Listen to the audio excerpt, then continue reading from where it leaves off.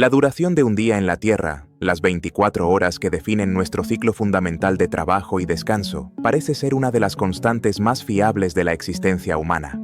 Toda nuestra civilización, desde la agricultura hasta los mercados financieros, se basa en la suposición de que el Sol saldrá y se pondrá con una regularidad inmutable. Sin embargo, esta suposición, este pilar de nuestra percepción del tiempo, es fundamentalmente incorrecta.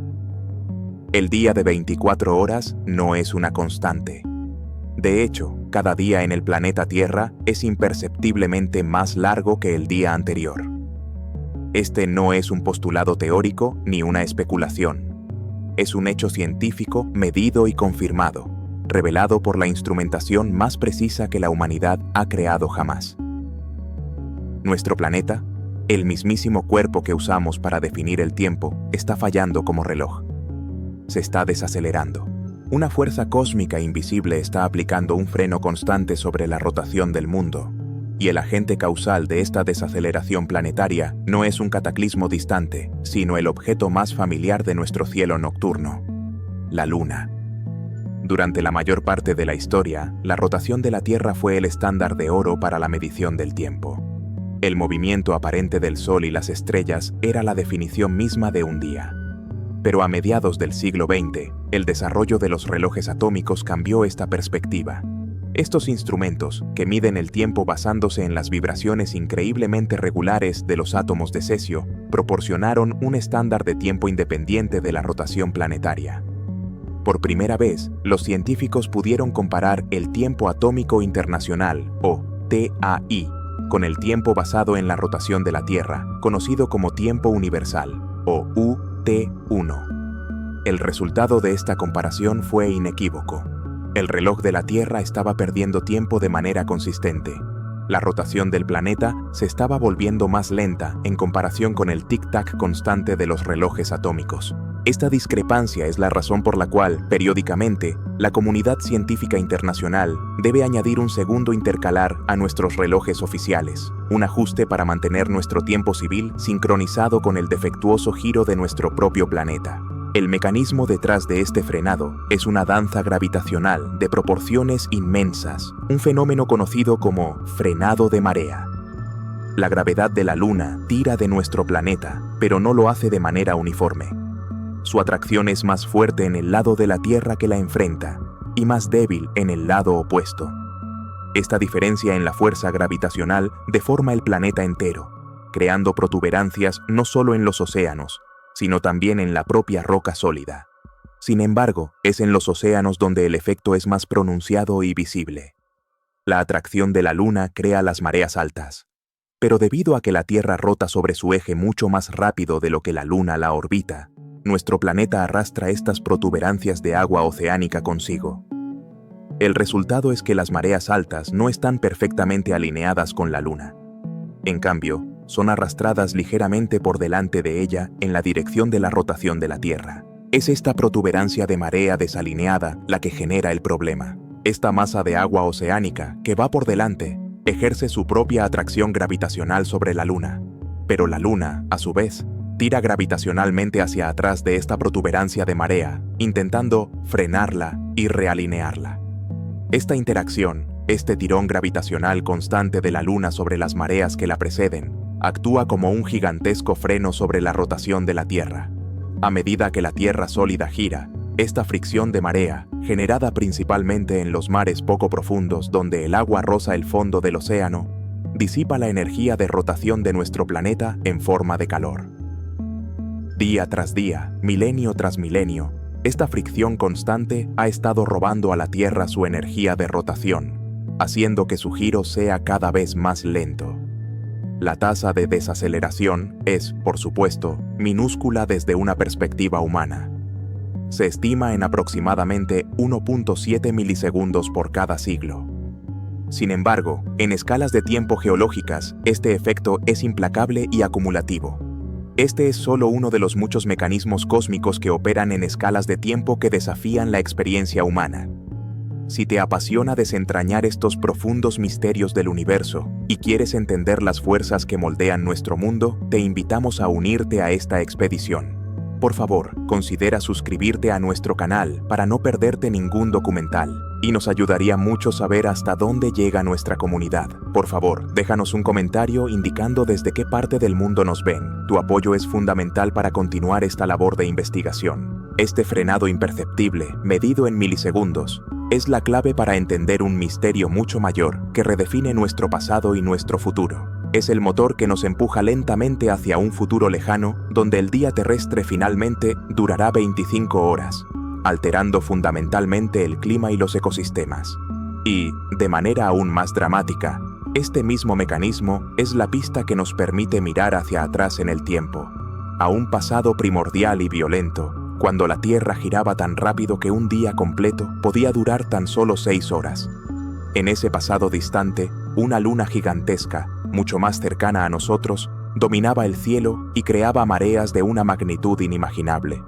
El misterio del día de 25 horas es, en realidad, la historia de la transferencia de energía entre la Tierra y la Luna. La evidencia de que la rotación de nuestro planeta se está desacelerando no proviene de una sola fuente, sino de una confluencia de mediciones de alta precisión y registros históricos profundos.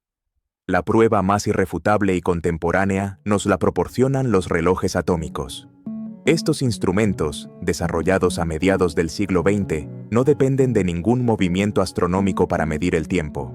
En su lugar, utilizan las propiedades fundamentales de la física cuántica, midiendo el paso del tiempo a través de la frecuencia de la radiación electromagnética emitida por los átomos, como el cesio 133, cuando sus electrones cambian entre dos niveles de energía. Esta frecuencia es tan increíblemente estable y predecible que un reloj atómico moderno no se desviará ni un segundo en cientos de millones de años. Este estándar de tiempo, conocido como Tiempo Atómico Internacional o TAI, es un tic-tac constante y casi perfecto, independiente de la rotación de la Tierra. Por primera vez en la historia, la humanidad tuvo un reloj de referencia que era más preciso que el propio planeta. El problema surgió cuando los científicos compararon este tiempo atómico internacional con el tiempo tradicional, conocido como tiempo universal o UT1, que se basa directamente en la rotación de la Tierra, es decir, el tiempo que tarda el planeta en completar un giro exacto sobre su eje. Si la rotación de la Tierra fuera constante, la diferencia entre el TAI y el UT1 sería una tasa fija. Pero lo que encontraron fue una discrepancia creciente.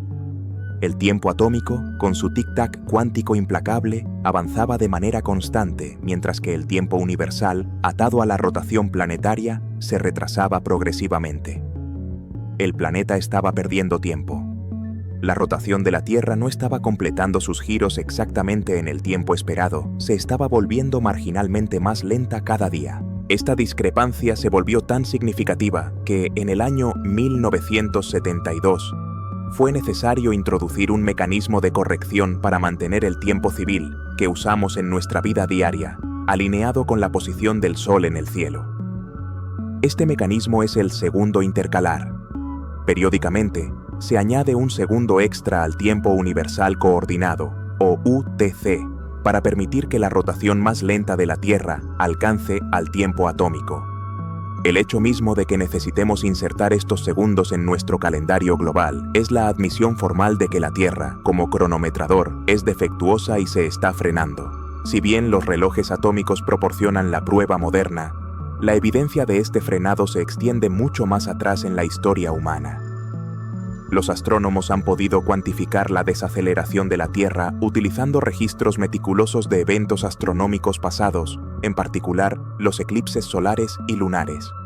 El astrónomo inglés Edmond Halley, a finales del siglo XVII, fue uno de los primeros en notar una discrepancia. Al examinar los registros de antiguos eclipses babilónicos y griegos, encontró que los tiempos y lugares de visibilidad reportados no coincidían con sus cálculos modernos. Sus cálculos, basados en la suposición de una rotación terrestre constante, predecían que esos eclipses deberían haber sido visibles en lugares diferentes a los registrados. Inicialmente, Halley supuso que era la órbita de la Luna la que estaba cambiando, pero investigaciones posteriores confirmaron que el principal culpable era la rotación de la Tierra. El método es conceptualmente simple, pero poderoso en su implicación. Un eclipse solar total, por ejemplo, traza un camino muy estrecho de totalidad a través de la superficie de la Tierra.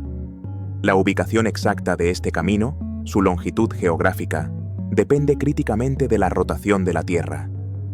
Si conocemos la mecánica orbital de la Tierra y la Luna, podemos calcular con gran precisión dónde debería haber sido visible un eclipse registrado, por ejemplo, en la antigua ciudad de Babilonia en el año 136 a.C. Sin embargo, cuando los astrónomos modernos realizan este cálculo, el modelo predice que el camino de la totalidad pasó a cientos de kilómetros al oeste de Babilonia. La única manera en que los babilonios pudieron haber visto ese eclipse en su ciudad es si la Tierra, en los 2 milenios transcurridos, hubiera girado un poco menos de lo esperado. En otras palabras, la rotación acumulada del planeta se ha retrasado. El planeta ha perdido varios segundos cada año, y durante miles de años, esta pequeña pérdida diaria se acumula en horas de tiempo de rotación perdido. Estos registros de eclipses de civilizaciones antiguas en China, Babilonia y el mundo árabe actúan como clavos en el tiempo, puntos de datos fijos que nos permiten medir el error acumulativo en el reloj de la Tierra. Al comparar docenas de estos registros antiguos a lo largo de 3.000 años, los científicos han calculado una tasa de desaceleración promedio que se alinea perfectamente con la teoría del frenado de marea. Más allá de los registros humanos, existe una biblioteca geológica que confirma esta tendencia en escalas de tiempo mucho más vastas. Esta evidencia proviene de organismos antiguos, específicamente de los corales fósiles. Ciertos tipos de corales crecen depositando capas diarias de carbonato de calcio, creando patrones de crecimiento que actúan como un calendario natural. Estos corales fósiles, al igual que los anillos de los árboles, muestran finas líneas de crecimiento diario. También muestran bandas de crecimiento estacionales o anuales más gruesas, que reflejan los cambios en el entorno a lo largo de un año. Al examinar estos corales fósiles bajo un microscopio, los paleontólogos pueden literalmente contar cuántos días había en un año en el momento en que ese coral estaba vivo. Los resultados son asombrosos. Por ejemplo, los corales del período devónico, hace aproximadamente 400 millones de años, muestran consistentemente alrededor de 400 días por año. Sabemos por la física orbital que la duración del año de la Tierra, su órbita alrededor del Sol, no ha cambiado significativamente. Por lo tanto, si el año tenía 400 días, la única conclusión posible es que los días eran más cortos. Un simple cálculo muestra que el día en el período devónico duraba aproximadamente 22 horas. Esta es una prueba física e independiente de que la Tierra giraba mucho más rápido en su pasado distante y se ha estado desacelerando continuamente desde entonces, exactamente como lo predice el mecanismo del frenado de marea. Todas las líneas de evidencia, desde los átomos de cesio hasta los eclipses babilónicos y los corales devónicos, apuntan a la misma conclusión ineludible. Para comprender por qué la Tierra se está frenando, debemos analizar la física fundamental de su interacción con la Luna. El mecanismo responsable es el frenado de marea, un proceso que comienza con la naturaleza de la propia gravedad. La ley de la gravitación universal de Newton nos dice que la fuerza de gravedad entre dos objetos disminuye con la distancia. Esto significa que la atracción gravitacional de la Luna sobre el planeta Tierra no es una fuerza única y uniforme. La Luna, de hecho, tira de las diferentes partes de la Tierra con diferentes intensidades. Tira más fuertemente de la parte de la Tierra que está más cerca de ella, y tira menos fuertemente de la parte de la Tierra que está más lejos. Esta diferencia en la fuerza de atracción a través del diámetro de nuestro planeta es lo que se conoce como una fuerza de marea. Es una fuerza de estiramiento o de distorsión. La Luna está constantemente intentando estirar la Tierra a lo largo de la línea que conecta sus dos centros.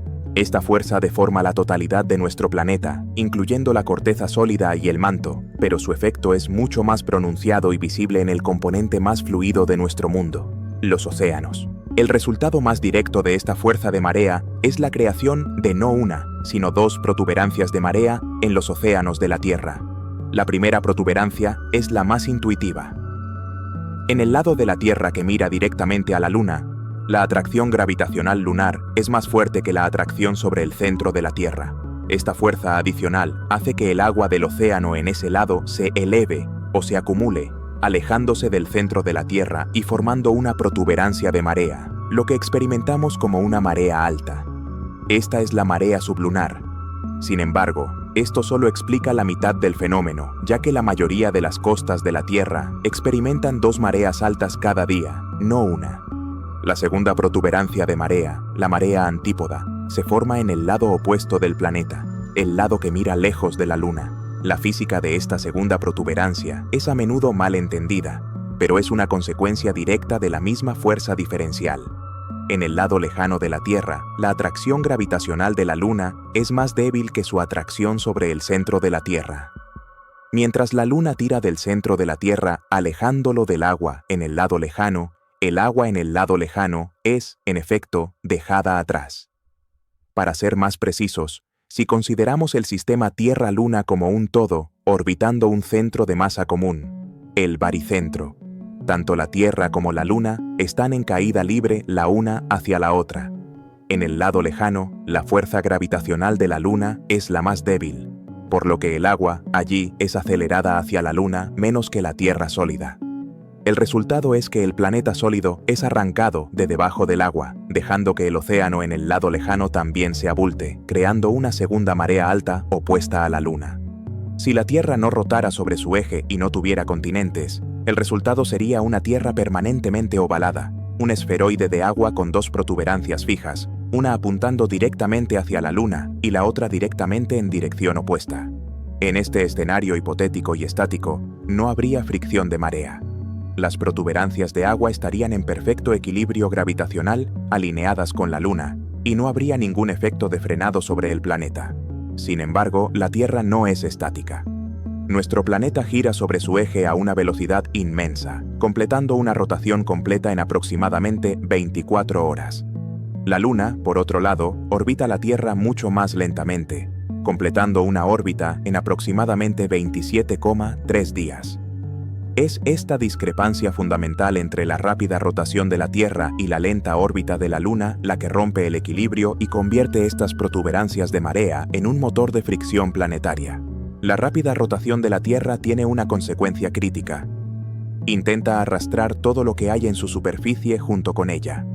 A medida que el planeta gira debajo de las protuberancias de marea inducidas por la Luna, la fricción entre la superficie sólida del planeta y la vasta masa de agua oceánica comienza a actuar. La Tierra sólida, al girar más rápido que la órbita de la Luna, intenta arrastrar las protuberancias de agua junto con su rotación. Esta acción de arrastre tiene un efecto observable y medible. Impide que las protuberancias de marea se alineen perfectamente con el eje Tierra-Luna. En cambio, las mareas altas no ocurren cuando la Luna está directamente sobre nuestras cabezas. La rotación de la Tierra empuja la protuberancia de marea sublunar ligeramente por delante de la posición de la Luna en el cielo. De manera similar, la protuberancia de marea antípoda en el lado lejano también es arrastrada por delante de la posición exactamente opuesta a la Luna. Esta desalineación es la clave de todo el fenómeno. Las 2 protuberancias de marea de la Tierra, que contienen una cantidad inconcebible de masa de agua, ya no están en equilibrio gravitacional. En lugar de estar perfectamente alineadas con la Luna, ahora se encuentran en un ángulo adelantado con respecto a ella. Esta masa de agua desalineada, esta protuberancia de marea que lidera a la Luna en su órbita, se convierte en el eslabón de una cadena de consecuencias cósmicas. Tiene 2 efectos simultáneos, uno que actúa sobre la Tierra y otro que actúa sobre la Luna. El primer efecto, que exploraremos a continuación, es la creación de un par de frenado que roba a la Tierra su energía de rotación. El segundo, que sigue a la conservación de la energía, es la transferencia de esa energía robada a la órbita de la Luna, empujándola implacablemente más lejos de nosotros. El simple acto de que el agua del océano roce el fondo marino, impulsado por la gravedad de la Luna y la rotación de la Tierra, es el mecanismo que está, milisegundo a milisegundo, alargando la duración de nuestro día. La clave para entender el frenado de marea reside en la inmensa disparidad de velocidades entre la rotación de la Tierra y la órbita de la Luna. Nuestro planeta completa un giro sobre su eje en aproximadamente 24 horas. La Luna, mientras tanto, completa una órbita alrededor de la Tierra en un periodo mucho más largo, aproximadamente 27,3 días. Esto significa que desde la perspectiva de un observador en la superficie, la Tierra está girando hacia el este a una velocidad tremenda, mientras que la Luna se mueve mucho más lentamente a través del cielo en esa misma dirección. Las protuberancias de marea, creadas por la gravedad diferencial de la Luna, son masas de agua oceánica que la atracción lunar intenta mantener ancladas en su lugar, una directamente debajo de ella y otra en el lado opuesto del planeta. Sin embargo, estas protuberancias de agua no existen en un vacío sin fricción. Existen sobre la superficie de un planeta sólido y rocoso que está girando furiosamente debajo de ellas. A medida que la Tierra sólida gira hacia el este, su superficie rocosa, el fondo del océano, roza contra la masa de agua que se encuentra sobre ella. Este roce, esta fricción entre el fondo marino en movimiento y el agua del océano, es el mecanismo central del arrastre. El agua no es un fluido perfecto, tiene inercia y viscosidad. A medida que los continentes y el lecho marino giran, empujan y arrastran el agua con ellos. Si la Tierra fuera un planeta oceánico perfecto, una acuaplaneta sin continentes y con una profundidad uniforme, este arrastre existiría como una simple fricción entre las capas de agua. Pero la Tierra real es mucho más compleja. La presencia de vastas masas de tierra, los continentes, actúa como barreras colosales. A medida que la Tierra gira, los continentes de América del Norte y del Sur, por ejemplo, se mueven hacia el este y chocan contra la protuberancia de marea del Océano Atlántico, empujándola físicamente. Del mismo modo, los continentes de Eurasia y África empujan la protuberancia del Océano Índico. Los continentes actúan como paletas gigantescas en una batidora planetaria, forzando al agua a moverse con la rotación del planeta. El resultado de esta compleja interacción de la rotación planetaria, la fricción del lecho marino y el bloqueo continental no es un equilibrio perfecto. La protuberancia de marea no puede permanecer perfectamente alineada con la Luna, porque la Tierra que gira debajo de ella la arrastra constantemente hacia el este. Al mismo tiempo, la protuberancia de marea no puede simplemente girar junto con la Tierra a toda velocidad, porque la inmensa atracción gravitacional de la Luna la está tirando constantemente hacia atrás, intentando realinearla. El resultado es un estado de desequilibrio dinámico, un compromiso forzado. Las protuberancias de marea oceánicas son arrastradas por la rotación de la Tierra, de tal manera que se sitúan ligeramente por delante del eje Tierra-Luna. La marea alta no ocurre exactamente cuando la Luna está en su punto más alto en el cielo, sino varias horas después. Esta desalineación, conocida como el ángulo de avance de la marea, es de solo unos pocos grados, pero es la característica más importante de todo el sistema. Este arrastre y la fricción resultante son más intensos no en los océanos profundos y abiertos, sino en los mares poco profundos que cubren las plataformas continentales. En el océano profundo, la masa de agua es tan vasta que la fricción con el lecho marino, a kilómetros de profundidad, es relativamente menor. El agua puede fluir más libremente. Sin embargo, en mares como el Mar del Norte, el Mar de Irlanda, el Mar de Bering o la Bahía de Fundy, la columna de agua es mucho menos profunda. En estas regiones, la totalidad de la masa de agua de la marea es forzada a interactuar violentamente con la topografía del fondo marino. El agua es canalizada a través de estrechos, es forzada a pasar sobre bancos de arena y roza contra vastas áreas del lecho marino. Es en estos mares poco profundos donde la gran mayoría de la energía de rotación de la Tierra se disipa. La fricción generada en estos puntos calientes de marea es tan inmensa que calienta el agua, convirtiendo la energía cinética de la rotación planetaria en energía térmica, calor que se irradia al espacio. Por lo tanto, el mecanismo del arrastre de las mareas es un proceso en dos pasos. Primero, la gravedad diferencial de la Luna deforma los océanos, creando las protuberancias de marea. Segundo, la rotación de la Tierra, mucho más rápida que la órbita de la Luna, interactúa con estas protuberancias. A través de la fricción directa con el lecho marino y el bloqueo físico de los continentes, la rotación del planeta arrastra estas vastas masas de agua hacia el este, forzándolas a adoptar una posición desalineada, ligeramente por delante de la Luna. Esta configuración, con miles de billones de toneladas de agua oceánica mantenidas en una posición asimétrica y avanzada, rompe el equilibrio gravitacional del sistema Tierra-Luna. Hemos creado una situación en la que una masa de agua significativa en la Tierra, la protuberancia de marea avanzada, ahora ejerce su propia atracción gravitacional sobre la Luna. Y, de manera recíproca, La Luna ejerce una atracción sobre esa protuberancia desalineada. Es esta atracción recíproca sobre una masa desalineada la que crea el par de fuerzas que frena la Tierra. La configuración desalineada de las protuberancias de marea es el motor de un inmenso par de frenado que actúa sobre la Tierra. Este fenómeno es una consecuencia directa de la atracción gravitacional de la Luna, actuando sobre las dos masas de agua que la rotación de la Tierra ha arrastrado hacia adelante. Debemos considerar ambas protuberancias de marea para entender el efecto completo.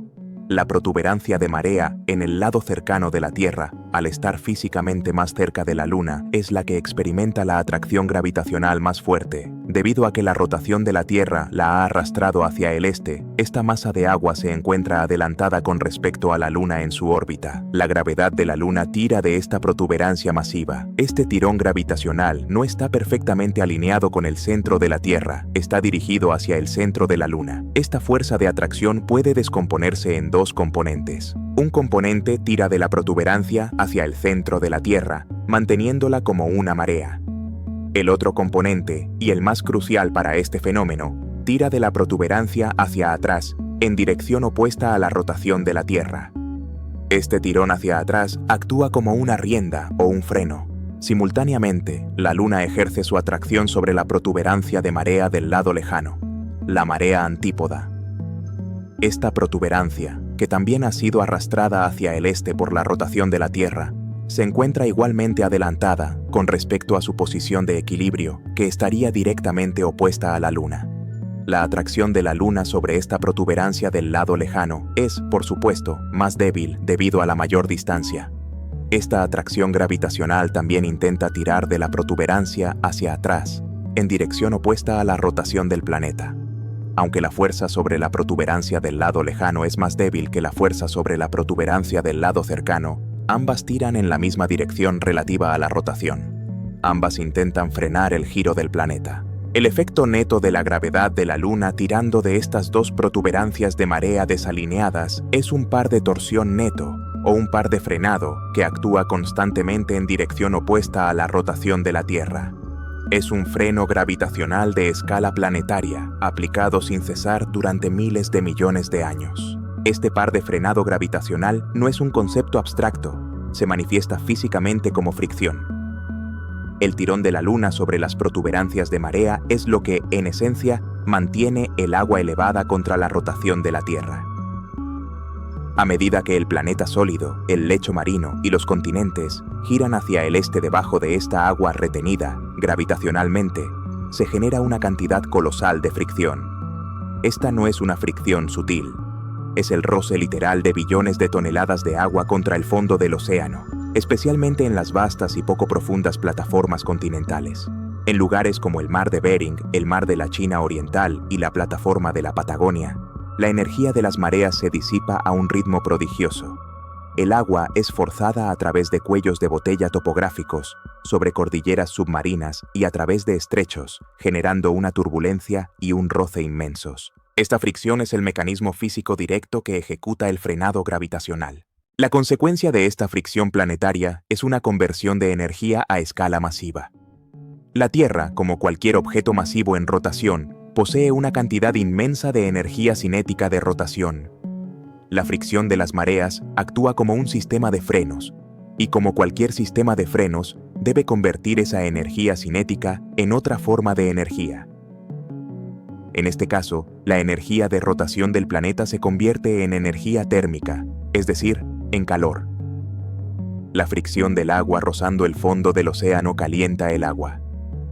La energía que mantenía a la Tierra girando más rápido se disipa en los océanos del mundo y finalmente se irradia al espacio en forma de calor. La cantidad total de energía disipada por este mecanismo es asombrosa.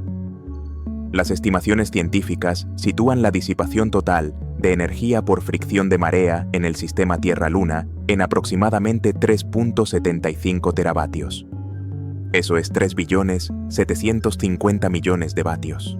Para contextualizar, esta cifra es más del doble del consumo eléctrico total promedio de toda la civilización humana. Es como si miles de millones de calentadores eléctricos estuvieran funcionando constantemente en el fondo del océano, alimentados no por una red eléctrica, sino por el impulso de rotación de la Tierra.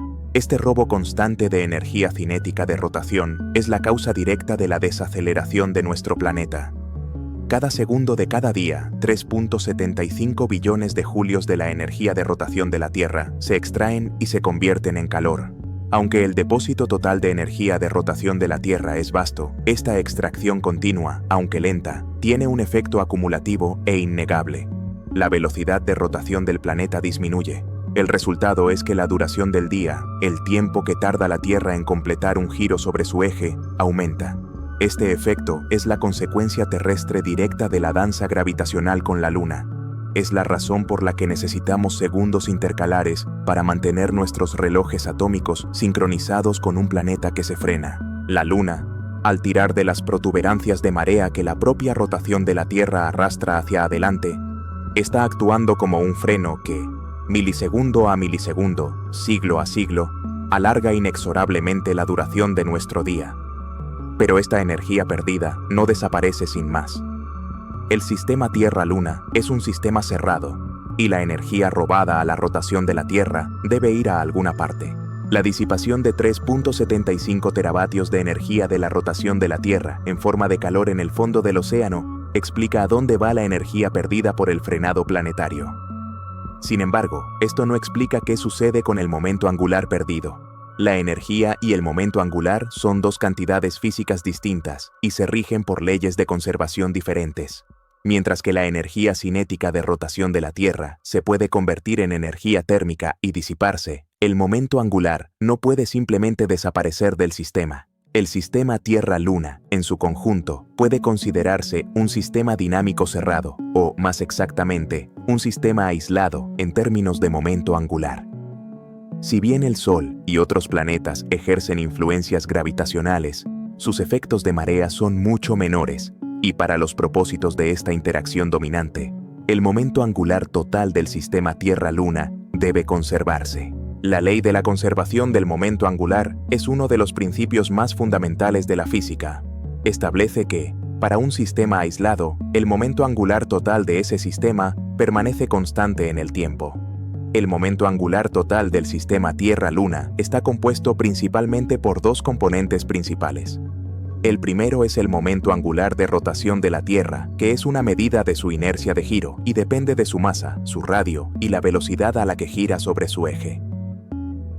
El segundo es el momento angular orbital de la Luna, que es una medida de su movimiento alrededor de la Tierra y depende de su masa, la distancia a la que orbita y su velocidad orbital. Hay otros componentes, como el momento angular de rotación de la Luna y el momento angular orbital de la Tierra alrededor del baricentro del sistema, pero son los dos primeros los que dominan la ecuación. Como hemos establecido en el bloque anterior, el par de frenado gravitacional ejercido por la Luna sobre las protuberancias de marea desalineadas de la Tierra está causando que el momento angular de rotación de la Tierra disminuya. La velocidad de rotación de nuestro planeta se está reduciendo. Según la ley de conservación, esta pérdida de momento angular de la rotación de la Tierra no puede simplemente desvanecerse. Debe ser transferida a la otra parte principal del sistema. Por lo tanto, el momento angular que pierde la Tierra en su giro debe ser ganado, casi en su totalidad, por la Luna en su órbita. Este es el núcleo del mecanismo de recesión lunar.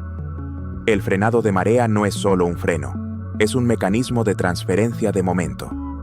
La fricción de marea roba el impulso de giro de la Tierra y a través de la intermediación de la gravedad, entrega ese impulso a la órbita de la Luna. Esta transferencia no es una coincidencia ni un efecto secundario. Es la otra cara de la misma moneda física. El mismo mecanismo que frena a la Tierra es el que acelera a la Luna. Recordemos que la protuberancia de marea del lado cercano, que contiene una masa colosal de agua, ha sido arrastrada por la rotación de la Tierra para situarse por delante de la Luna. Esta masa de agua adelantada ejerce su propia atracción gravitacional sobre la Luna. Debido a que esta protuberancia está por delante de la Luna en su trayectoria orbital, la fuerza gravitacional que ejerce sobre la Luna tiene un pequeño componente vectorial en la dirección del movimiento orbital de la Luna. En esencia, la protuberancia de marea de la Tierra está constantemente tirando de la Luna hacia adelante, dándole un pequeño pero incesante empujón gravitacional en su órbita. Este tirón gravitacional constante de la protuberancia de marea avanzada es el mecanismo físico exacto que transfiere el momento angular. La Luna, al ser acelerada de esta manera por la protuberancia de marea, gana energía y momento angular. La reacción a esta acción, según la tercera ley de Newton, es que la Luna ejerce un tirón gravitacional igual y opuesto sobre la protuberancia de marea, tirando de ella hacia atrás. Y es este tirón hacia atrás de la Luna sobre la protuberancia el que, como vimos, actúa como el freno sobre la rotación de la Tierra. Por lo tanto, es una interacción perfectamente simétrica. La protuberancia tira de la Luna hacia adelante, acelerando la órbita de la Luna y transfiriéndole momento angular. La Luna tira de la protuberancia hacia atrás, frenando la rotación de la Tierra y robándole momento angular. El momento angular total se conserva, simplemente se transfiere del giro de la Tierra a la órbita de la Luna, con la gravedad de las protuberancias de marea desalineadas actuando como el medio de transmisión. La consecuencia de que la Luna gane momento angular orbital es fundamental y algo contraintuitiva. Cuando un satélite en una órbita estable, como la Luna, gana energía y momento angular, no simplemente se mueve más rápido en su misma órbita. En la mecánica orbital, un aumento en el momento angular orbital hace que el cuerpo se mueva a una órbita más alta, es decir, a una órbita que está más lejos del cuerpo primario. A medida que la Luna es empujada hacia adelante por la protuberancia de marea, asciende a una órbita de mayor energía, lo que significa que su distancia promedio a la Tierra aumenta. Curiosamente, según las leyes de Kepler del movimiento planetario, un objeto en una órbita más alta en realidad se mueve a una velocidad orbital más lenta. Sin embargo, su momento angular total, que es el producto de su masa, su velocidad y su radio orbital, es mayor, porque el aumento en el radio orbital es más significativo que la disminución en la velocidad orbital. Por lo tanto, la consecuencia directa e ineludible de que la Luna gane el momento angular que pierde la Tierra es que la Luna debe alejarse de la Tierra, ascendiendo en espiral hacia una órbita cada vez más distante. Esta transferencia de momento angular desde la rotación de la Tierra hacia la órbita de la Luna no es un concepto abstracto, sino un proceso físico con una consecuencia directa y medible, la recesión orbital. La Luna se está alejando de la Tierra. El mecanismo de esta gran fuga es la propia protuberancia de marea que la Tierra arrastra por delante de la Luna. Esta masa de agua oceánica, que representa miles de billones de toneladas, ejerce su propia atracción gravitacional sobre la Luna. Debido a que la rotación de la Tierra ha posicionado esta protuberancia de marea ligeramente adelantada con respecto a la Luna en su trayectoria orbital, la fuerza gravitacional que la protuberancia ejerce sobre la Luna no apunta directamente hacia el centro de la Tierra. En su lugar, esta fuerza tiene un pequeño pero significativo componente vectorial que tira de la Luna hacia adelante en la dirección de su movimiento orbital. De manera similar, la protuberancia de marea del lado lejano, que también está adelantada, ejerce una atracción sobre la Luna, aunque más débil. El efecto neto de estas dos masas de agua desalineadas es que la atracción gravitacional combinada de la Tierra deformada sobre la Luna ya no está perfectamente centralizada. En conjunto, la Tierra ejerce un par de torsión sobre la Luna que la acelera en su órbita. Este constante tirón gravitacional hacia adelante es la manifestación física de la transferencia de momento angular. Actúa como un propulsor gravitacional minúsculo pero incesante que empuja a la Luna. La consecuencia de esta aceleración orbital, sin embargo, es una de las verdades más fundamentales y a menudo contraintuitivas de la mecánica celeste. Cuando un satélite en una órbita estable y circular, como la Luna, es acelerado en su dirección de movimiento, no simplemente comienza a moverse más rápido en la misma órbita. Al ganar energía y momento angular, la Luna es impulsada a un nivel de energía orbital superior. En la física orbital, una órbita de mayor energía es una órbita con un radio mayor, es decir, una órbita que está más lejos del cuerpo primario. La Luna, al ser constantemente acelerada por la protuberancia de marea de la Tierra, está ascendiendo en espiral, lenta pero inexorablemente, hacia el exterior, alejándose de la Tierra. Esta consecuencia se deriva directamente de las leyes de conservación. La energía orbital total de la Luna es una combinación de su energía cinética, que es la energía de su movimiento, y su energía potencial gravitacional, que está determinada por su distancia a la Tierra. Cuando la protuberancia de marea tira de la Luna y realiza trabajo sobre ella, le añade energía al sistema. Esta energía adicional debe ir a alguna parte. La Luna se mueve a una órbita más alta, aumentando su energía potencial. Curiosamente, y de acuerdo con las leyes del movimiento orbital de Kepler, a medida que un satélite se mueve a una órbita más alta, su velocidad orbital lineal en realidad disminuye. Una luna más distante tarda más tiempo en completar una órbita y se mueve más lentamente en el cielo. Sin embargo, su momento angular total, que es el producto de su masa, su radio orbital y su velocidad, es mayor, porque el aumento en el radio orbital es el factor dominante en esa ecuación. Por lo tanto, el momento angular perdido por la rotación de la Tierra se transfiere con éxito a la órbita de la Luna, y la única forma en que la órbita de la Luna puede almacenar este momento angular adicional es aumentando su radio orbital. El proceso completo, por lo tanto, es un ciclo de retroalimentación perfectamente equilibrado, gobernado por la conservación del momento angular. 1. La Tierra gira más rápido que la órbita de la Luna, arrastrando las protuberancias de marea hacia adelante. 2. Estas protuberancias de marea desalineadas ejercen un par de frenado gravitacional sobre la Tierra, robando al planeta su energía de rotación y su momento angular de rotación, haciendo que los días se alarguen. 3.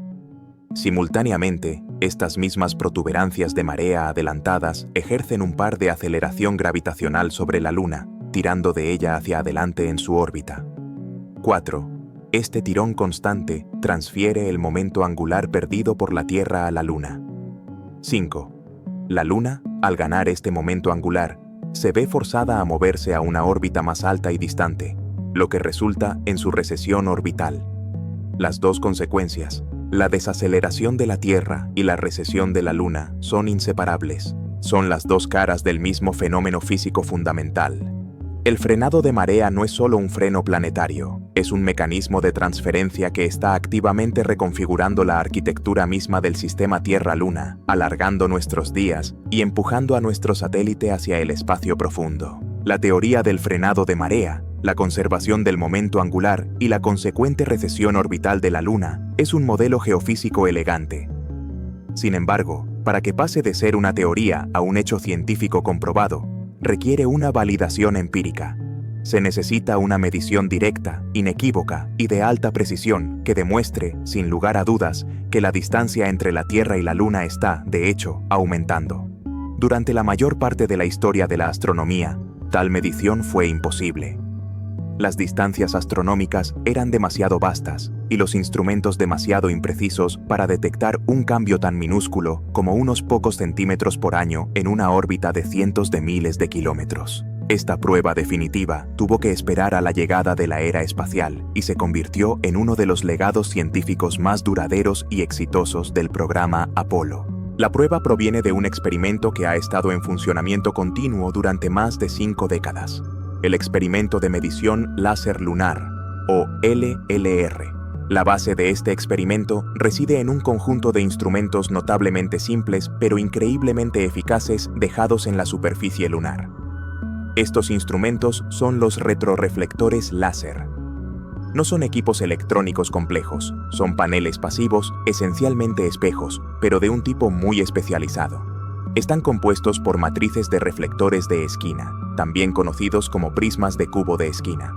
Un reflector de esquina tiene la propiedad óptica fundamental de que cualquier rayo de luz que entre en él es reflejado de vuelta exactamente en la misma dirección de la que provino, paralelo al rayo original. Esto funciona independientemente del ángulo con el que la luz golpee el reflector. Esta propiedad es crucial, ya que un espejo plano normal solo reflejaría la luz de vuelta a su fuente si el rayo láser lo golpeara con una perpendicularidad perfecta, una hazaña de puntería imposible a la distancia lunar. Los reflectores de esquina garantizan que una parte de la luz enviada desde la Tierra sea devuelta directamente al observatorio de origen. El primer conjunto de estos reflectores fue desplegado en el Mar de la Tranquilidad por los astronautas de la misión Apolo 11 en julio de 1969. Misiones posteriores, Apolo 14 y Apolo 15, desplegaron matrices de reflectores mucho más grandes y potentes, mejorando significativamente la señal. Además, 2 misiones robóticas soviéticas, los rovers Lunokhod 1 y Lunokhod 2, También transportaron reflectores de esquina, creando una red de 5 puntos de referencia reflectantes en la superficie lunar. Desde la instalación de estos reflectores, los observatorios en la Tierra, como el Observatorio McDonald en Texas, han estado disparando de forma rutinaria potentes pulsos de láser dirigidos a estas pequeñas matrices. El desafío técnico de este experimento es inmenso. La distancia promedio a la Luna es de aproximadamente 384.000 kilómetros. Un pulso de láser, incluso cuando está altamente colimado, se expande debido a la dispersión en la atmósfera de la Tierra y a la difracción natural. Para cuando el pulso de láser alcanza la superficie lunar, el haz de luz, que salió del telescopio con un diámetro de unos pocos centímetros, se ha ensanchado hasta tener un diámetro de varios kilómetros. Esto significa que solo una fracción infinitesimal de los fotones disparados desde la Tierra golpea realmente el panel retrorreflector, que tiene el tamaño de un maletín grande. La mayoría de los fotones simplemente iluminan el polvo lunar circundante, donde se dispersan aleatoriamente o se absorben. Sin embargo, los pocos miles de fotones que logran golpear los prismas del reflector de esquina son reflejados de manera eficiente y precisa hacia la Tierra. Este haz reflejado también se expande en su viaje de regreso. Para cuando los fotones reflejados llegan al telescopio en la Tierra, el haz es de nuevo de varios kilómetros de ancho. Como resultado de los miles de billones de fotones enviados en un solo pulso de láser, el telescopio de recepción, que actúa como un gigantesco receptor de luz, puede detectar en un pulso exitoso solo un puñado de fotones de retorno y a veces, literalmente, un solo fotón. Aquí es donde reside la precisión del experimento. El observatorio no solo dispara el láser, sino que mide con una precisión de picosegundos el tiempo de vuelo total del pulso de luz. El tiempo exacto que tardan esos fotones en hacer el viaje de ida y vuelta. Este tiempo de ida y vuelta es de aproximadamente 2.5 segundos. Dado que la velocidad de la luz en el vacío es una constante física fundamental y conocida con una precisión absoluta, multiplicar este tiempo de vuelo de ida y vuelta por la velocidad de la luz y dividirlo por 2 proporciona una medición directa de la distancia entre el observatorio en la Tierra y el reflector en la Luna. Esta técnica es tan precisa que puede determinar la distancia a la Luna con una precisión de unos pocos milímetros. Al realizar esta medición de forma continua, día tras día, año tras año, durante décadas, los científicos han acumulado un registro de datos sin precedentes que mapea la órbita de la Luna con una exactitud asombrosa. Este registro de datos a largo plazo, recopilado por el experimento de medición láser lunar, proporciona la prueba concluyente e irrefutable. Los datos muestran sin ambigüedad que el semieje mayor de la órbita de la Luna, su distancia orbital promedio de la Tierra, está aumentando.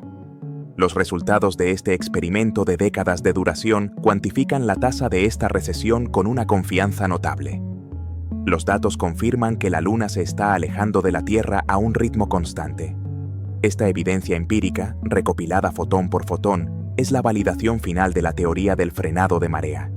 Ya no es una hipótesis basada en modelos geofísicos, es un hecho medido, una consecuencia observable de la incesante transferencia de momento angular desde la rotación de nuestro planeta hacia la órbita de nuestro satélite. Los datos recopilados durante más de 5 décadas por el experimento de medición láser lunar han proporcionado mucho más que una simple confirmación cualitativa de la recesión lunar. El valor incalculable de este experimento radica en su capacidad para cuantificar el fenómeno con una precisión asombrosa. Al promediar miles y miles de pulsos de láser individuales, disparados a lo largo de décadas desde múltiples observatorios en la Tierra hacia los 5 retrorreflectores en la superficie lunar, los científicos han podido filtrar las variaciones menores causadas por las oscilaciones orbitales y los efectos atmosféricos. El resultado es una medición inequívoca de la tasa de recesión secular de la Luna. Los datos confirman que, en promedio, la Luna se está alejando de la Tierra a un ritmo de 3.8 centímetros por año. Esta cifra, 3.8 centímetros, es la cuantificación de la gran fuga. Es la velocidad a la que nuestro satélite está ascendiendo en espiral hacia el espacio exterior, impulsado por la transferencia de momento angular de nuestro planeta. Para poner esta cifra en un contexto humano, esta velocidad es aproximadamente la misma a la que crecen las uñas humanas. Es un movimiento tan increíblemente lento que es, por supuesto, completamente imperceptible para nosotros en nuestra vida diaria. En el transcurso de un año, la órbita de la Luna se ha expandido en una distancia menor que el ancho de un teléfono móvil. Sin embargo, la verdadera importancia de esta cifra no radica en su escala humana, sino en su implacable acumulación en el tiempo geológico. Si bien 3.8 centímetros por año parece insignificante, en el transcurso de un solo siglo, la Luna se habrá alejado 3.8 metros adicionales. En un milenio se habrá alejado 38 metros. En el transcurso de 1 millón de años, una simple instantánea en la historia del planeta, la Luna se habrá alejado 38 kilómetros. Esta acumulación constante, impulsada por la física del frenado de marea, es la fuerza que ha reconfigurado drásticamente la arquitectura del sistema Tierra-Luna desde su formación. Al mismo tiempo que los observatorios láser medían la fuga de la Luna, los relojes atómicos y los registros de eclipses antiguos han permitido a los científicos cuantificar la otra mitad de la ecuación, la tasa de desaceleración de la Tierra. Esta cifra es igualmente minúscula en su escala humana, pero igualmente implacable. Los datos demuestran que la rotación de la Tierra se está frenando a un ritmo tal que la duración del día se alarga, en promedio, 1.7 milisegundos por cada siglo. Esto no significa que el día sea 1.7 milisegundos más largo cada día. Significa que la duración del día hoy, comparada con la duración del día hace 100 años, es 1.7 milisegundos más larga. Es una medida de la tasa de desaceleración. Un milisegundo es una milésima de segundo. 1.7 milisegundos son 1700 millonésimas de segundo. Es una fracción de tiempo tan inimaginablemente pequeña que escapa a toda percepción humana. Sin embargo, al igual que la recesión lunar, este efecto es acumulativo. Esta minúscula pérdida de tiempo de rotación, día tras día, es lo que da lugar a la necesidad de los segundos intercalares para mantener nuestros relojes atómicos sincronizados con la rotación defectuosa del planeta. La discrepancia entre el tiempo atómico perfecto y el tiempo planetario, que se frena, crece constantemente. Cuando esta diferencia acumulada se acerca a un segundo completo, las autoridades internacionales de cronometraje añaden ese segundo intercalar para realinear los dos sistemas. La tasa de 1.7 milisegundos por siglo es el promedio a largo plazo de esta desaceleración. Estos dos números, 3.8 centímetros por año de recesión lunar y 1.7 milisegundos por siglo de desaceleración terrestre, no son cifras independientes. No es una coincidencia que ambos estén ocurriendo al mismo tiempo. Son, de hecho, las dos manifestaciones medibles del mismo fenómeno físico singular: la conservación del momento angular en el sistema Tierra-Luna. Son los dos lados de un libro de contabilidad cósmico. La belleza de estas mediciones es que permiten a los científicos probar sus modelos de la física de la Tierra. Los geofísicos pueden construir modelos teóricos que calculan cuánta energía de marea debe disiparse como fricción en los océanos de la Tierra, basándose en la profundidad conocida de los mares, la ubicación de los continentes y la física de la turbulencia del agua. Estos modelos predicen cuánta energía cinética de rotación debe perder la Tierra y cuánto momento angular debe transferirse a la Luna. A partir de estos modelos de disipación de energía, los científicos pueden predecir cuál debería ser la tasa de recesión lunar y cuál debería ser la tasa de desaceleración de la Tierra. El resultado es uno de los mayores triunfos de la geofísica moderna. Las predicciones teóricas de la disipación de marea, que calculan que la Tierra debe estar perdiendo alrededor de 3.75 teravatios de energía, predicen una tasa de recesión lunar y una tasa de desaceleración de la Tierra que coinciden casi perfectamente con las tasas medidas de 3.8 centímetros por año y 1.7 milisegundos por siglo. Esta concordancia es la prueba concluyente. Demuestra que nuestros modelos de la física de las mareas son correctos. Confirma que la gran mayoría de esta fricción planetaria, más del 95%, ocurre en los mares poco profundos, tal como predicen los modelos. Los datos de los retroreflectores de Apolo y los relojes atómicos no solo cuantifican el fenómeno, sino que validan nuestra comprensión completa de por qué y cómo está sucediendo. Las cifras medidas de la recesión lunar, 3.8 centímetros por año, y la desaceleración terrestre, 1.7 milisegundos por siglo, son las claves que nos permiten desbloquear el pasado distante del sistema Tierra-Luna. Estos números no son solo instantáneas del presente. son los puntos finales de una larga trayectoria evolutiva. Si el sistema está cambiando a este ritmo hoy, podemos usar las mismas leyes físicas de la conservación del momento angular para rebobinar el reloj cósmico. Si la Luna se está alejando hoy, esto implica, de manera ineludible, que en el pasado estuvo mucho más cerca. Esta extrapolación hacia el pasado nos lleva a una imagen de la Tierra primitiva que es dramática y profundamente ajena. La Luna no era el disco plateado, pequeño y distante que conocemos. Era una presencia colosal y dominante en el cielo. Esta no es una conjetura fantástica, sino una consecuencia directa de la física que gobierna el sistema. La hipótesis del impacto gigante, que postula la formación de la Luna a partir de los escombros de una colisión entre la prototierra y un cuerpo del tamaño de Marte llamado Theia, sugiere que la Luna se aglutinó a partir de un disco de escombros a una distancia asombrosamente cercana de nuestro planeta. Los modelos iniciales de esta formación sitúan a la Luna recién formada a una distancia de tan solo 25.000 kilómetros del centro de la Tierra. Esto es, unas 15 veces más cerca que su distancia actual de 384.000 kilómetros. A esta proximidad, la Luna habría parecido un objeto titánico en el cielo. Su diámetro aparente habría sido unas 15 veces mayor que el que vemos hoy. Habría sido un disco inmenso que se extendía por más de 7 grados en el cielo, en comparación con el medio grado que ocupa actualmente.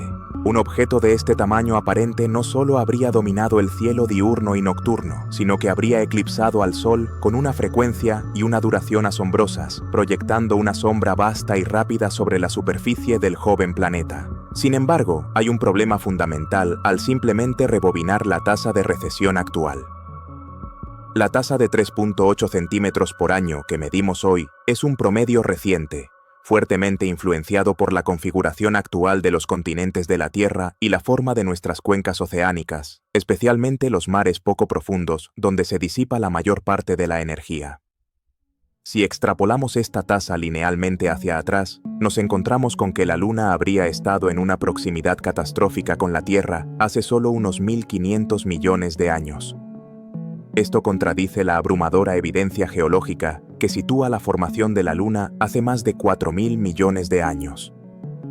Esta discrepancia es conocida como el problema del tiempo de recesión lunar. La solución es que la tasa de recesión no ha sido constante. La fuerza del frenado de marea y, por lo tanto, la tasa de transferencia de momento angular es exquisitamente sensible a la distancia. La fuerza de marea disminuye con el cubo de la distancia. Esto significa que cuando la Luna estaba 2 veces más cerca, la fuerza de marea que ejercía no era 2 veces más fuerte, sino 8 veces más fuerte. Cuando la Luna estaba 10 veces más cerca, la fuerza de marea era 1000 veces más fuerte.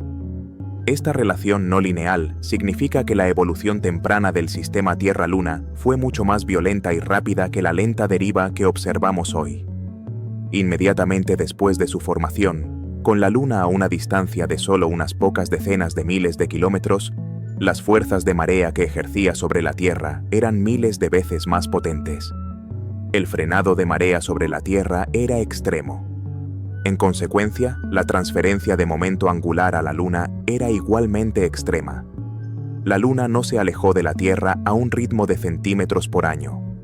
Los modelos sugieren que huyó de la Tierra a un ritmo de metros por año, quizás incluso más rápido, ascendiendo en espiral hacia el exterior a una velocidad vertiginosa en términos astronómicos. La gran mayoría de la recesión orbital de la Luna, el viaje desde su lugar de nacimiento cercano hasta casi su órbita actual, ocurrió muy temprano en la historia del sistema solar.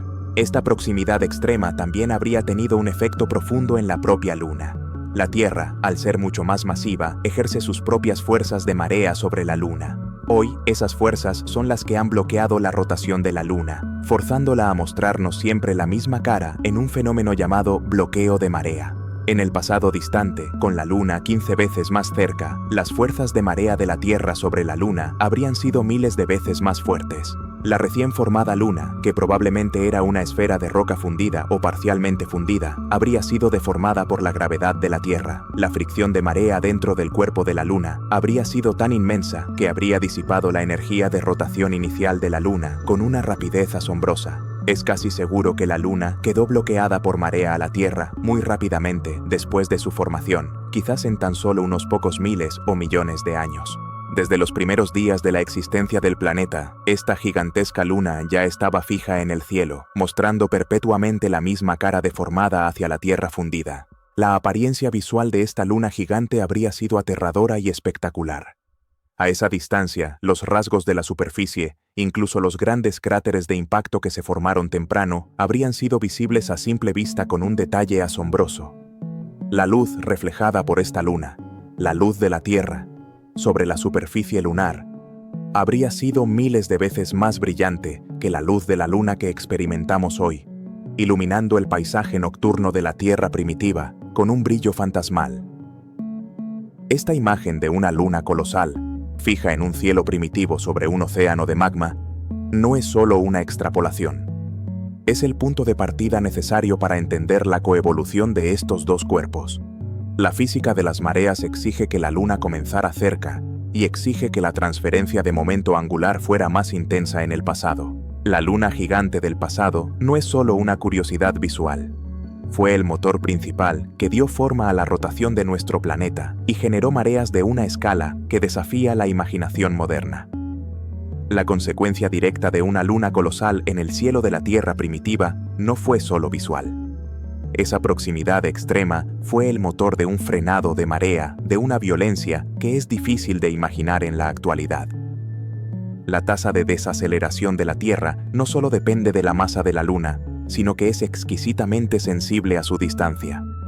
La fuerza de marea que un cuerpo ejerce sobre otro no disminuye linealmente con la distancia, ni siquiera con el cuadrado de la distancia, sino que disminuye con el cubo de la distancia. Esto significa que si la Luna estuviera 2 veces más cerca, la fuerza de marea que ejerce sobre la Tierra no sería el doble, sino 8 veces más fuerte.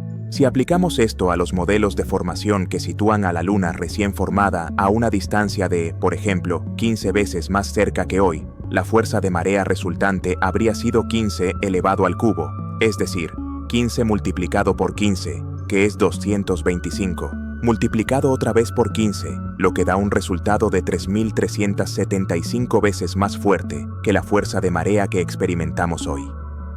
Esta fuerza de marea, miles de veces más potente, actuaba sobre un planeta que era fundamentalmente diferente al actual. Inmediatamente después del impacto de Theia y la formación de la Luna, la Tierra misma estaba en un estado cataclísmico. La energía de la colisión habría fundido la mayor parte del manto de la Tierra, creando un océano de magma global o, como mínimo, una superficie extremadamente caliente y plástica.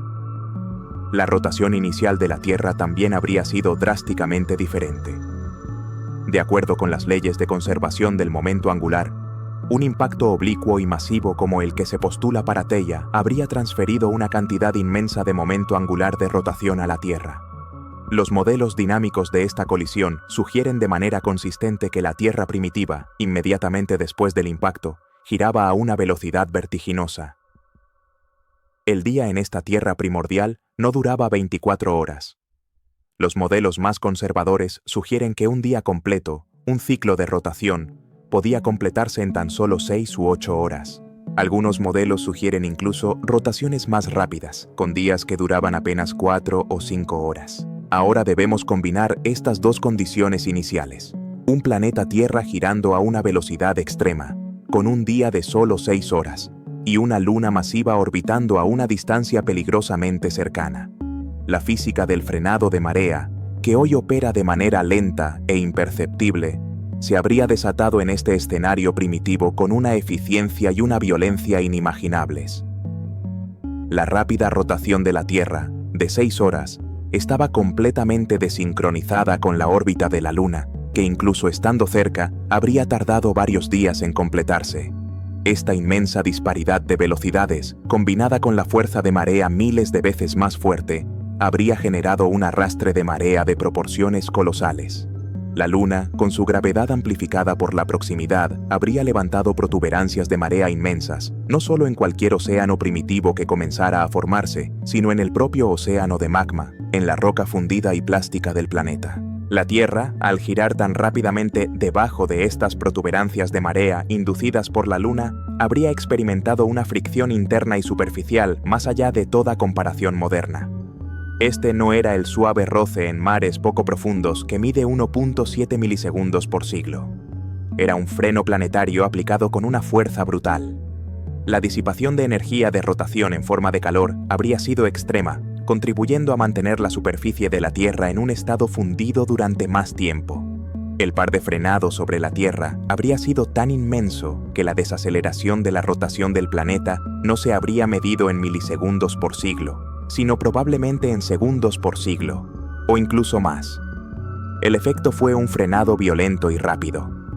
Durante los primeros millones de años de la historia del sistema Tierra-Luna, la duración del día terrestre se alargó a un ritmo acelerado. Este proceso de frenado violento es la única explicación que reconcilia la evidencia geológica con la física orbital.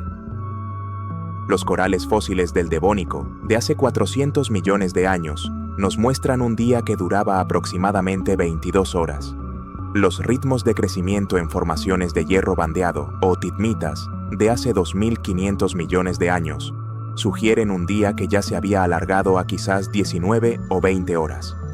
Para pasar de un día inicial de 6 horas a un día de 20 horas en los primeros 2.000 millones de años de historia de la Tierra, se requería una tasa de desaceleración promedio mucho mayor que la que medimos hoy. El escenario de una luna cercana y unas fuerzas de marea miles de veces más fuertes proporciona exactamente este mecanismo.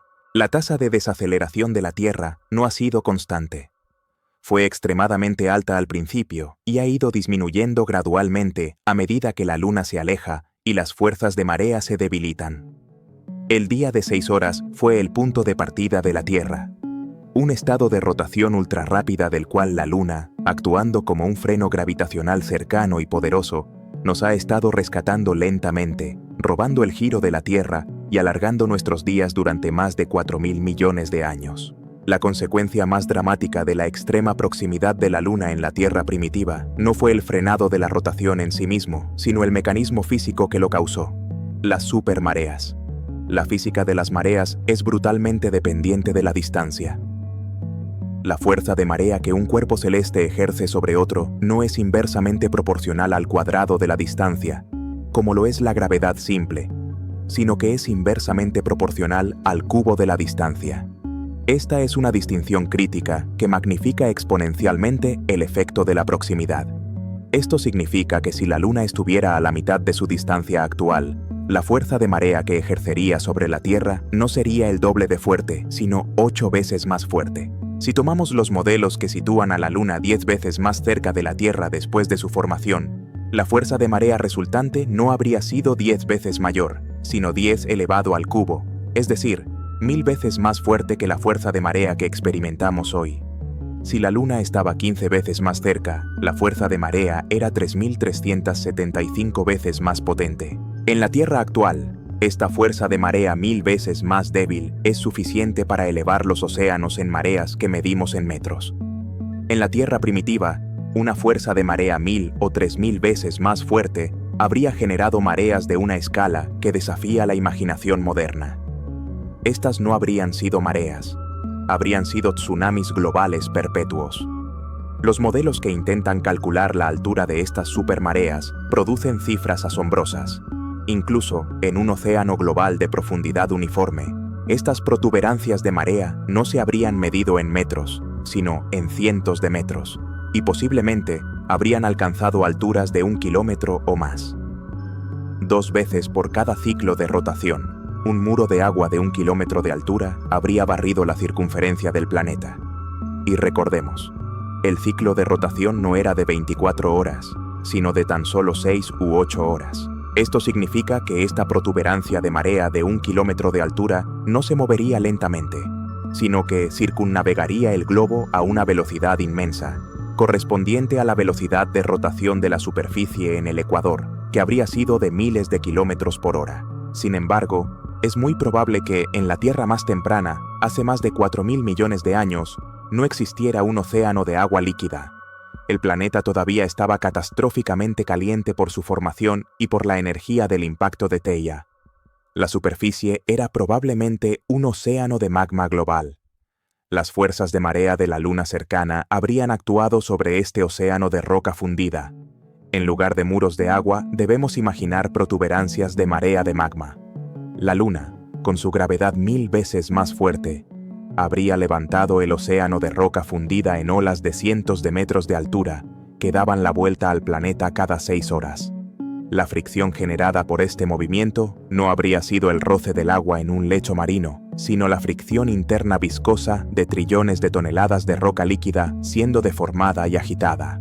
Esta fricción de marea interna, o flexión, habría generado una cantidad de calor verdaderamente colosal. Esta disipación de calor por marea habría sido una fuente de energía primaria para el planeta, sumándose al calor de la acreción y la desintegración radiactiva, y habría mantenido el océano de magma en estado líquido durante mucho más tiempo del que habría permanecido de otra manera. A medida que el planeta se enfriaba lo suficiente como para que se formara una corteza sólida y los océanos de agua líquida comenzaran a condensarse, estas supermareas habrían continuado, ahora como mareas de agua. En un mundo con una rotación de 6 horas y una luna 10 veces más cerca, la marea alta habría llegado cada 3 horas, con una fuerza destructiva. Cualquier masa de tierra emergente, cualquier protocontinente que intentara formarse, habría sido inundado y erosionado por un muro de agua de cientos de metros de altura cada pocas horas. Es casi seguro que estas mareas habrían impedido la formación de plataformas continentales estables durante cientos de millones de años. La erosión habría sido el proceso geológico dominante en la superficie del planeta. Las rocas erosionadas por estas mareas habrían sido depositadas en capas masivas. De hecho, algunas de las formaciones rocosas más antiguas de la Tierra, conocidas como titmitas o ritmitas de marea, muestran patrones de capas que sugieren mareas mucho más fuertes y frecuentes que las actuales, una prueba geológica directa de este pasado violento. Estas supermareas de agua, al barrer los océanos poco profundos que eventualmente se formaron, habrían sido el mecanismo de frenado más eficiente imaginable. La fricción generada por estas olas de cientos de metros de altura rozando el fondo marino habría sido inmensa, miles de veces mayor que la disipación de 3.75 teravatios que medimos hoy. Esta es la solución al problema del tiempo de recesión. La desaceleración de la Tierra no fue lineal. Fue increíblemente rápida al principio, impulsada por estas supermareas. De manera similar, la transferencia de momento angular a la Luna fue igualmente extrema. La Luna no se estaba alejando a 3.8 centímetros por año. Se estaba alejando a un ritmo de 1 metro por año, siendo empujada violentamente hacia el exterior por la atracción gravitacional de estas colosales protuberancias de marea que ella misma había creado. Las implicaciones biológicas también son profundas.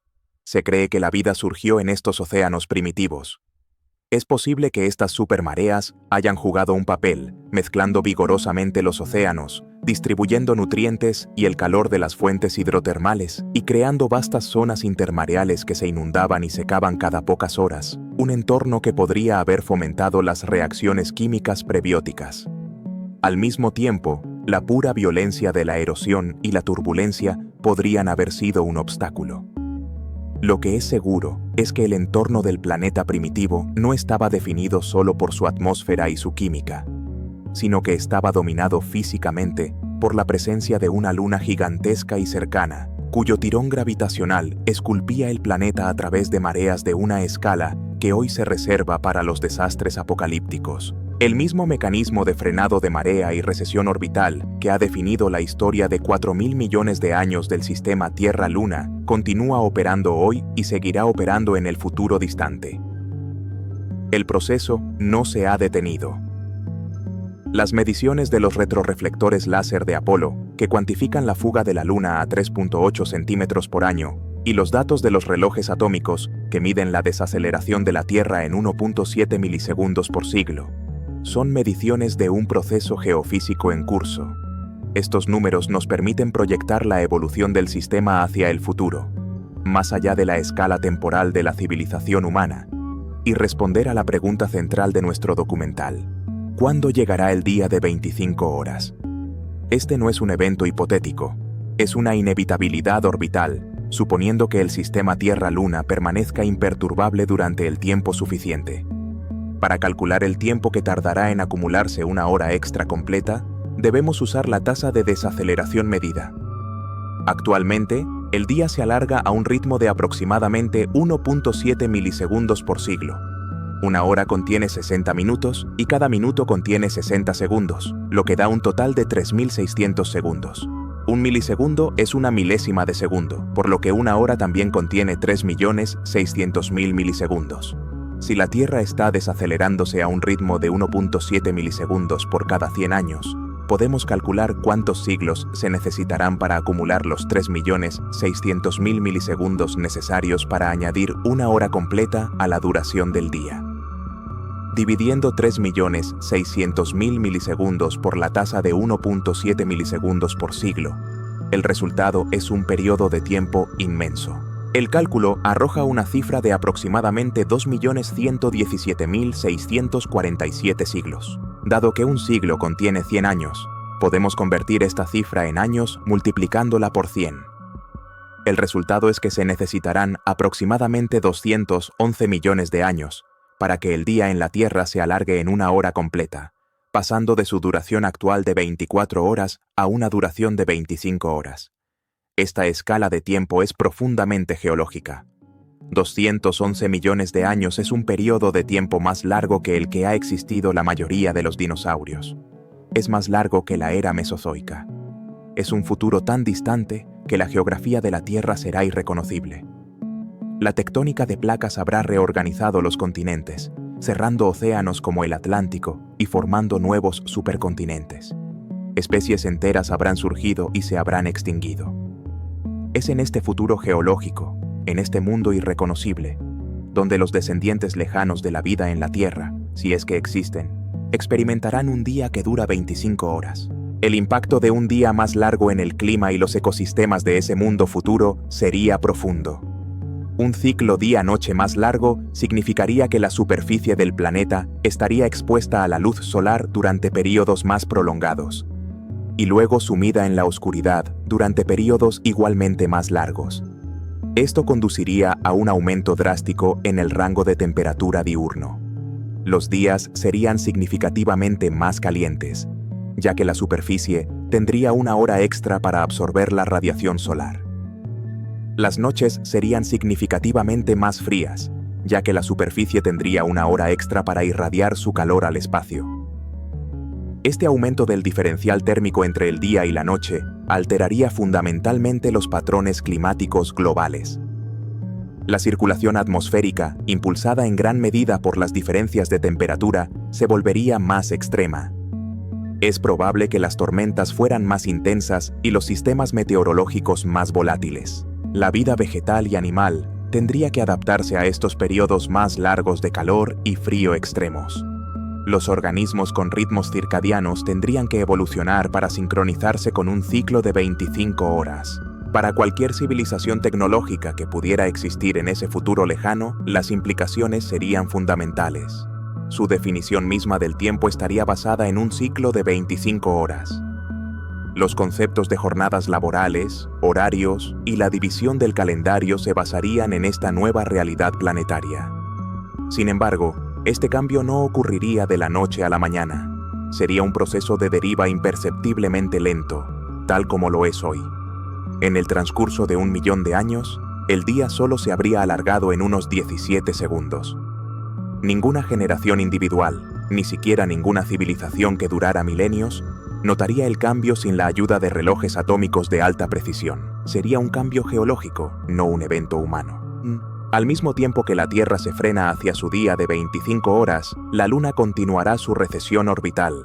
Si la tasa de 3.8 centímetros por año se mantiene constante, en 211 millones de años, la Luna se habrá alejado unos 8.000 kilómetros adicionales de la Tierra.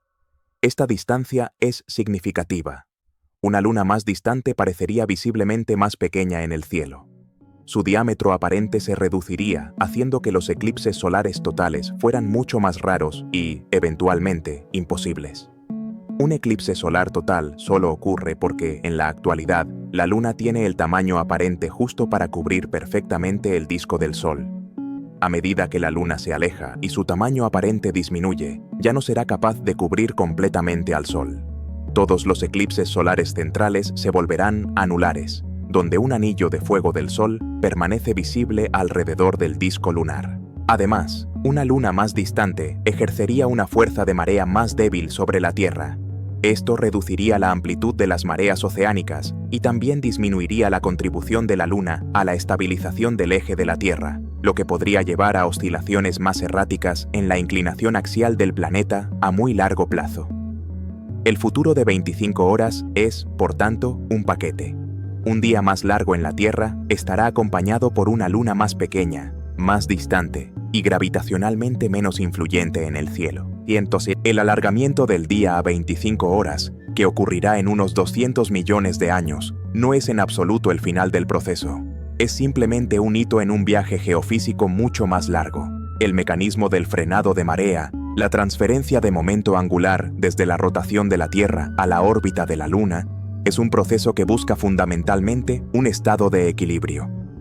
El desequilibrio que impulsa todo el sistema es la disparidad de velocidades. La Tierra gira mucho más rápido que la órbita de la Luna. Mientras esta disparidad exista, la rotación de la Tierra arrastrará las protuberancias de marea por delante de la Luna, y mientras las protuberancias de marea estén adelantadas, existirán las dos consecuencias. La Tierra seguirá frenando y la Luna seguirá alejándose. El proceso, por lo tanto, continuará de manera inexorable, mucho más allá del día de 25 horas. El día seguirá alargándose a 26 horas, 30 horas, 40 horas, y la Luna seguirá su espiral hacia el exterior, volviéndose cada vez más pequeña y distante en el cielo. La pregunta lógica es, ¿dónde termina este proceso?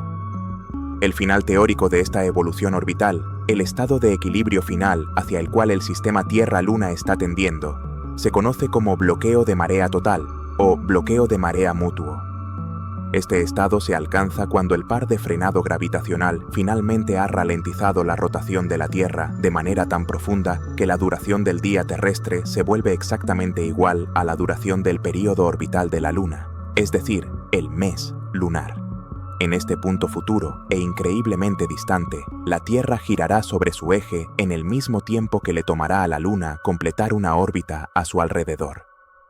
Cuando se alcance esta sincronía, el desequilibrio fundamental que impulsa el frenado de marea desaparecerá. La protuberancia de marea en la Tierra ya no será arrastrada por delante de la Luna. Con la rotación de la Tierra y la órbita de la Luna perfectamente sincronizadas, la protuberancia de marea de la Tierra quedará permanentemente bloqueada en su lugar, alineada directamente con la Luna. En este estado de bloqueo de marea mutuo, la protuberancia de marea sublunar apuntará perpetuamente hacia la Luna y la protuberancia antípoda apuntará perpetuamente en dirección opuesta. Ya no habrá una protuberancia adelantada que tire de la Luna hacia adelante en su órbita, y ya no habrá una protuberancia adelantada de la que la Luna pueda tirar hacia atrás para frenar la rotación de la Tierra. El par de frenado sobre la Tierra se reducirá a cero. La transferencia de momento angular cesará. La recesión orbital de la Luna se detendrá. El sistema alcanzará su estado final de mínima energía, un equilibrio gravitacional perfecto.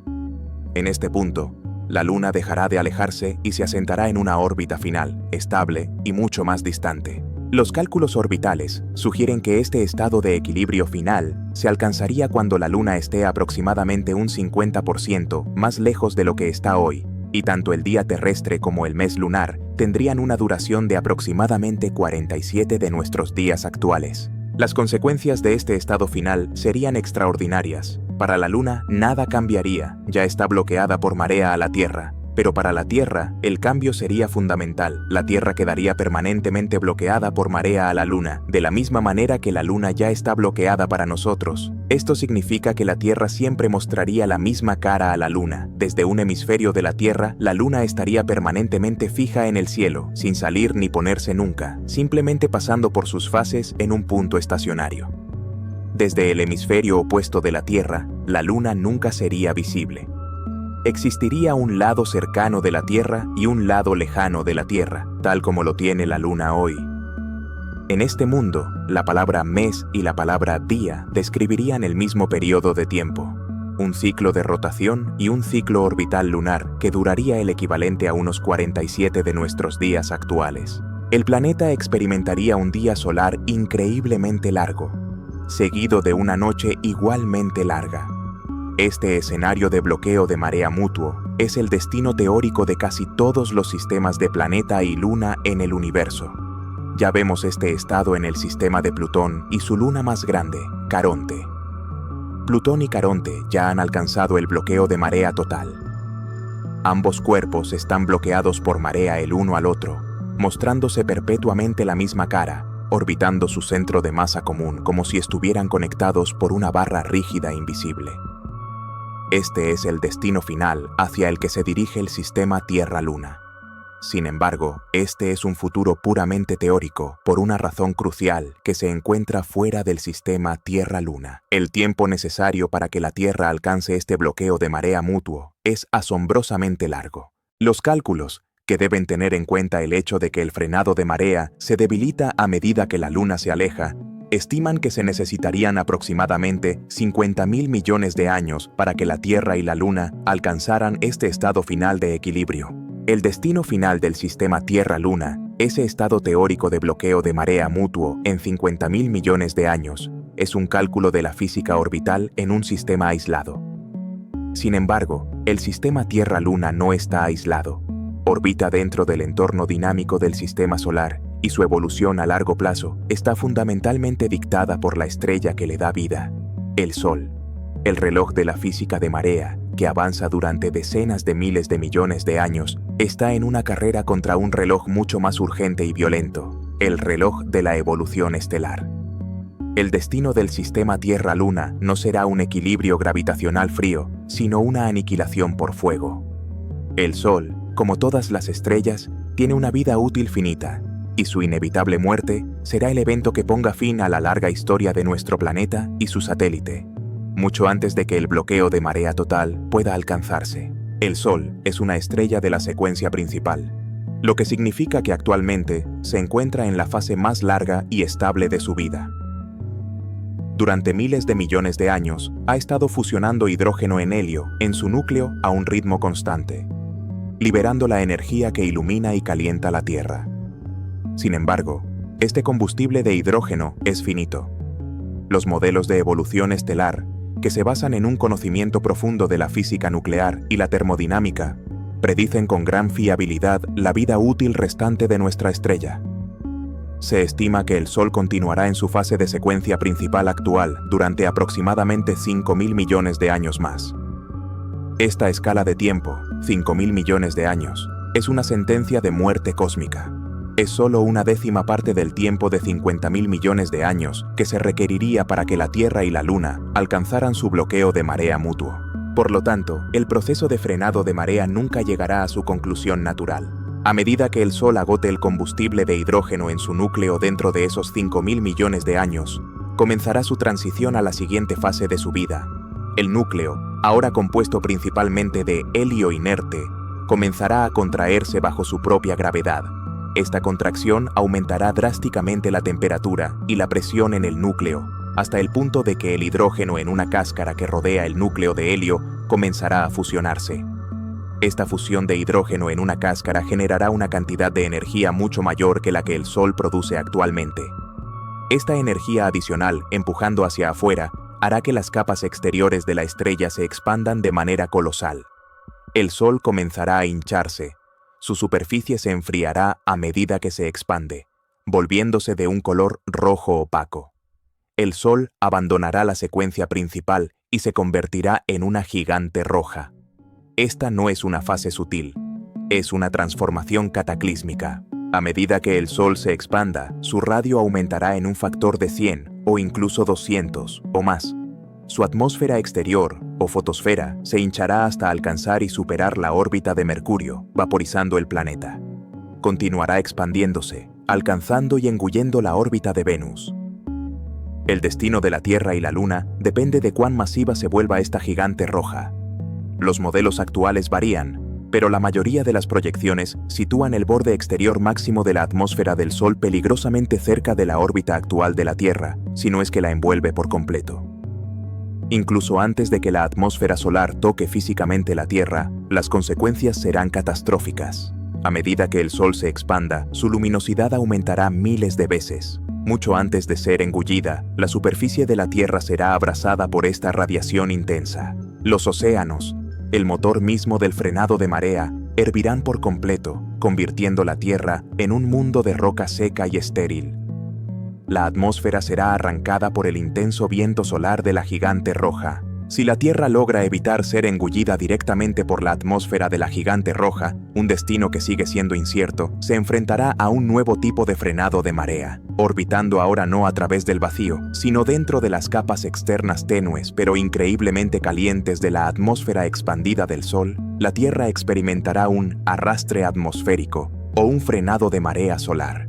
Este arrastre robará rápidamente a la Tierra su energía orbital, haciendo que caiga en espiral hacia el interior, hacia el núcleo ahora más denso del Sol. La Luna, todavía atada gravitacionalmente a la Tierra, será arrastrada junto con ella en esta espiral de muerte. Tanto la Tierra como la Luna serán completamente vaporizadas por las temperaturas de millones de grados en el interior de la estrella. En este escenario, la larga danza orbital de la Tierra y la Luna terminará con ambos cuerpos siendo consumidos y convertidos en plasma en el horno de su propia estrella. Incluso si los modelos más conservadores son correctos y la Tierra y la Luna evitan por poco ser engullidas, su destino no es mucho mejor. El Sol, después de agotar su fase de gigante roja, expulsará sus capas exteriores al espacio, creando una nebulosa planetaria. El núcleo restante colapsará en un objeto increíblemente denso y del tamaño de la Tierra, conocido como una enana blanca. Esta enana blanca será el cadáver caliente y moribundo del Sol, que se enfriará lentamente durante billones de años. La Tierra y la Luna, habiendo sobrevivido a la fase de la gigante roja, serían mundos carbonizados y sin aire, orbitando este remanente estelar. Sin los océanos, el motor principal del frenado de marea se habría detenido. La Tierra se quedaría con la duración del día que tenía en el momento en que los océanos hirvieron, y la Luna quedaría varada en la órbita que había alcanzado en ese momento. El sistema Tierra-Luna quedaría congelado en el tiempo, un sistema planetario fósil orbitando una estrella muerta. En cualquier escenario plausible, la lenta y predecible evolución del frenado de marea es superada por la violenta e inevitable evolución de la vida estelar. El misterio del día de 25 horas y el destino final del bloqueo de marea no son más que hitos teóricos en un viaje que el Sol no permitirá que se complete.